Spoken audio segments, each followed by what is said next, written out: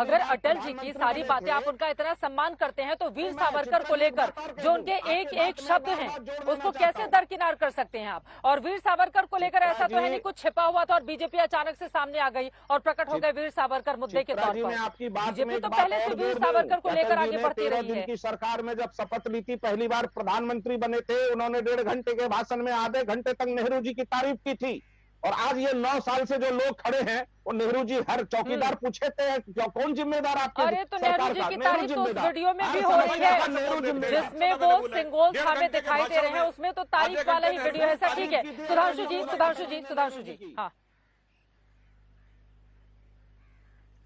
देखिए, केवल मोदियों की एक बात याद आ जाती है, इन्होंने कहा ऐसा कभी हुआ ही नहीं। सत्यप्रकाश जी और सारिका जी और आशुतोष वर्मा जी, तीनों के नेताओं ने जब युवा नेता के रूप में अपनी राजनीति शुरू की थी तो जेपी आंदोलन से शुरू की थी। उस समय संसद का क्या दौर था, विपक्ष की सीटें खाली नहीं थी मान्यवर, तीनों से कह रहा हूं, सारा विपक्ष जेल में था।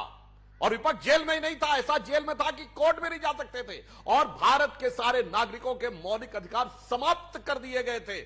और आपको लगता है वो समय की संसद तो ठीक थी, आज उससे बुरी भी विपक्ष की हालत आपने वही करके रखी है। जहां आप अपनी आंखों पर से पट्टी हटाइए, मोदी विरोधी ये जो मोदी अपनी बारी में बोलेंगे, अपनी अपनी बारी में, बाकी लोगों का भी टर्न आने दीजिए प्लीज। अपनी अपनी बारी में बोलेंगे, अपनी अपनी बारी में। ठीक है, मलूक नागर जी के पास में जाऊंगी। सुधांशु जी अपनी बात पूरी कर लें आप।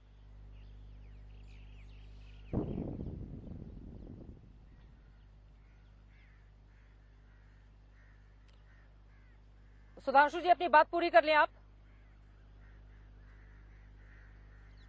हाँ, मैं सिर्फ ये कह रहा ऐसा लग रहा है आवाज नहीं पहुंच पा रही है। नागर साहब आपके पास आते हुए तो जनता परिवार के तीनों लोगों ने उस संसद के समय युवावस्था के रूप में शुरुआत की थी, जब सारी संसद में सारे विपक्ष को जेल में डाल दिया गया था। और अब आज ऐसा कहना कि ऐसा कभी नहीं हुआ है, मेरे विचार से आज के युग में इतनी आधारहीन, बुद्धिहीन और तर्कहीन बात कहने से बचना चाहिए, जैसे आज के संसद के बहिष्कार से भी बचना चाहिए। मलूक नागर साहब, क्या एक बड़ी चूक हो गई विपक्ष की ओर से? सदन के भीतर जाकर अपनी आवाज को और मजबूती दे सकता था विपक्ष, लेकिन बाहर रहकर क्या आपको लग रहा है कि उन्होंने अपनी रफ्तार को और धार दी है 2024 के मद्देनजर, या आज एक बड़ी चूक कर दी? नागर साहब देखिए संसद पुरानी थी, इससे नई में आए हैं और सांसदों का काम है संसद में जाके अपनी बात को रखना।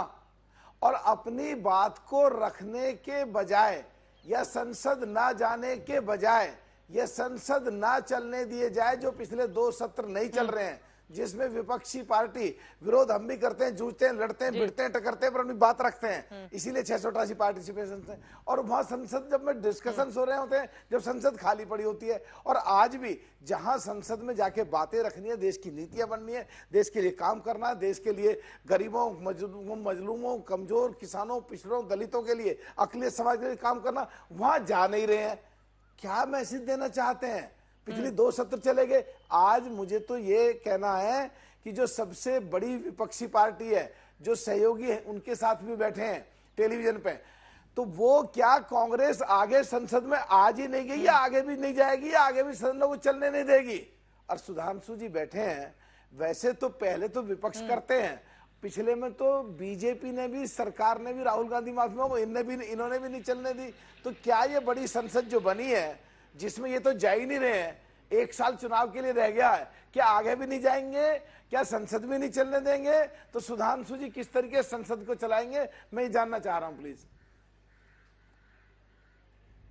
ठीक है, सुधांशु जी जवाब देंगे, लेकिन सारिका जी, अब आपकी जो राज्यसभा के सांसद हैं, जब नया सेशन शुरू होगा तो जाएंगे राज्यसभा में या नहीं जाएंगे? क्योंकि राज्यसभा की जो थीम है वो कमल का फूल है, उससे तो दिक्कत नहीं है। जी, सबसे पहले तो मैं बता दूं कि संसद भवन जो है ना, वो भारतीय जनता पार्टी की अपनी जागीर नहीं है। तो इस गलफत में ना रहे ये कि इन्होंने अगर एक नया संसद भवन बना दिया, चलिए ठीक है, 28 तारीख को उन्होंने इनॉग्रेशन भी कर दिया, माफी वीर आज सावरकर जी के जन्मदिन के दिन उन्होंने कर दिया, तो लेकिन इस गलफत में ना रहे कि वो संसद भवन जो है ना भारतीय जनता पार्टी की जागीर हो गई। संसद भवन वो लोकतंत्र का मंदिर है, जहाँ देश के लिए, जनता के लिए निर्णय लिए जाते हैं। और हमारी लड़ाई तो भाई इन सामंतवादी ताकतों, इन पूंजीपतियों के साथ जो है वो हमेशा निरंतर चलती रहेगी, चाहे सड़क हो या संसद हो। निश्चित रूप से हमारी लड़ाई जारी रहेगी। रहेगी। लेकिन मैं अभी जरूर सुधार त्रिवेदी सर को एक बात बोलना चाहूंगी, जो ये व्हाट्सएप यूनिवर्सिटी से तरह तरह के जो ज्ञान यहाँ ला करके ये लाइन में लोगों को दे रहे हैं, सर आपसे हाथ जोड़ के विनती है, बंद कीजिए। ऐसे विद्यालयों से पढ़ के आप किसी को सही ज्ञान नहीं देंगे, आधी अधूरी ज्ञान के कारण ही आशुतोष जी एक क्लोजिंग कमेंट जल्दी से। आशुतोष जी नहीं, देखिए आशुतोष जी एक क्लोजिंग ऐसा है कि जैसे कहते हैं कि घर ईंट दीवारों से नहीं बनता, घर के लोगों से बनता है, वैसे ही ये संसद बिना विपक्ष के अधूरी है। ये ईंट दीवारों से बड़ी साज सज्जा और करोड़ों अरबों रुपए लगाने के बाद तब तक अधूरी रहेगी जब तक यहाँ पर सर्वदल बैठक नहीं रहेगी। और ये बता दें कि 2024 में हमने भी ठान रखा है कि ऐसे साम्राज्यवाद को बढ़ाने वाले लोगों को इसी संसद से बाहर भी किया जाएगा और बताया जाएगा इस देश में लोकतंत्र चलता है। इसी बात ये बोल रहे थे, बार बार ये जनता पार्टी की बात कर रहे थे। मैं सुधांशु त्रिवेदी से बार बार बोलता हूं, आप मुगालते में मत रहिए। जब उस समय गड़बड़ कर रही थी कांग्रेस तो उसका जम के विरोध किया था। आज भारतीय जनता पार्टी उससे भी ज्यादा आगे गड़बड़ कर रही है तो उसका भी विरोध करेंगे।